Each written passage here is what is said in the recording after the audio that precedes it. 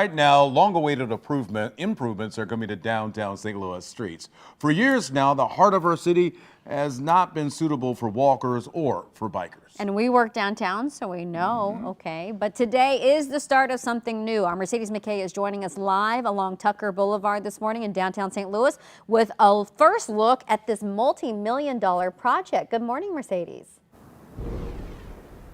Good morning, Michelle and Rennie. Well, this stretch of Tucker Boulevard, specifically right in front of City Hall, has been a troubled spot for some time. As you mentioned, Michelle, we work downtown. We see it all the time. So take a look behind me here. You can see there is a crosswalk, but it is not secured at all. And all it really takes, you guys, is to come downtown once to see several close calls for pedestrians trying to cross the street. And you can see a lot of fast-moving cars. That's why hours from now, leaders will celebrate the safety improvements coming to Tucker Boulevard, and it is just the beginning. So this project's all about improving safety and mobility for walkers, bikers, and people who use public transportation. The Tucker Boulevard cycle track will consist of a two-way street level, physically protected bicycle and scooter lane. So it is 0.94 miles long and will stretch from Washington Ave to Choteau. Trailnet launched this idea actually back in 2017. The Safer Streets nonprofit CEO, Mense, tells me this is a crucial starting point to their Connecting St. Louis plan. That's an even larger project that includes mobility upgrades across our city, like better crosswalks, bump outs, and even a bus island.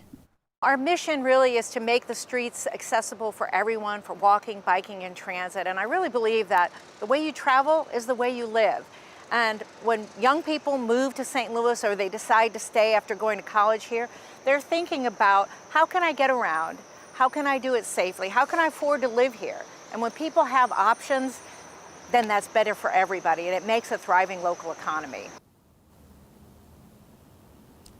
And you can already see behind me here these cones. So construction has already started here. And Cindy tells me that it should all be finished up in the spring of 2026, probably in March. That's the goal right now. So today at that press conference at 10 a.m. here at City Hall, you'll hear from Trailnet, and you'll also hear from Mayor Kara Spencer, as well as MoDOT officials and other city leaders. Rennie? Mercedes, how was this project actually funded?